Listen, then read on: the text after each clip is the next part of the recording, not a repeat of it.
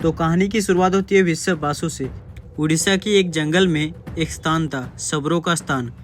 One में रहता था एक जंगली जाति का मुखिया विश्व बासु। लेकिन उसकी जाति जंगली थी, लेकिन उसका हृदय नहीं।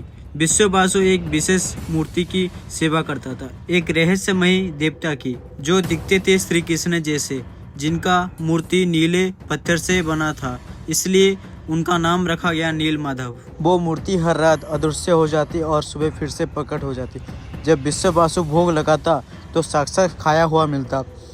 कभी कभी जंगल में सुगंध फैल जाती। खबर पहुंची राजा इंद्रदेव तक। उन्होंने अपने पुजारियों को भेजा, लेकिन कोई नील माधव को देख नहीं पाया। तब एक ब्राह्मण विद्यापति भेष बदलकर विश्व बासु की बेटी ललिता से विवाह कर लेता है और फिर धीरे धीरे उस रहस्य के करीब पहुंचने लगता है। एक दिन ललिता के कहने पर विश्व बासु विद्यापति को जंगल में ले जाता है, लेकिन उसकी आंखों में पट्टी बांध लेता है। विद्यापति चालाक था, उसने अपनी जेब से सरसों का बीज बिखेर दिए ताकि लौटते समय रास्ता पहचान सके।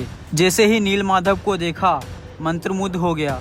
श्री हरि का रूप नील, दिव्य, तेजस्वी और जीवंत। विद्यापति ने सब कुछ जाकर राजा इंद्रदेव से कह देता है। राजा इंद्रदेव तुरंत ही पहुंचते हैं, लेकिन तब तक नील माधव अंतर्ध्यान हो गए थे। राजा दुखी हो गए। उन्होंने वहीं पर एक व्रत रखा, जब तक भगवान स्वयं प्रकट नहीं होते मैं अन्न और जल नहीं लूंगा। इसी तपस्या से प्रसन्न होकर समुद्र से एक विशेष नियम की लकड़ी निकली और उसी लकड़ी से बनी भगवान जगन्नाथ, बलभद्र और सुभद्रा की मूर्ति। इस तरह नील माधव से शुरू हुई यात्रा बन गई पूरी जगन्नाथ मंदिर, और आज भी माना जाता है नील माधव ही हैं भगवान जगन्नाथ मूल रूप। जय नील माधव।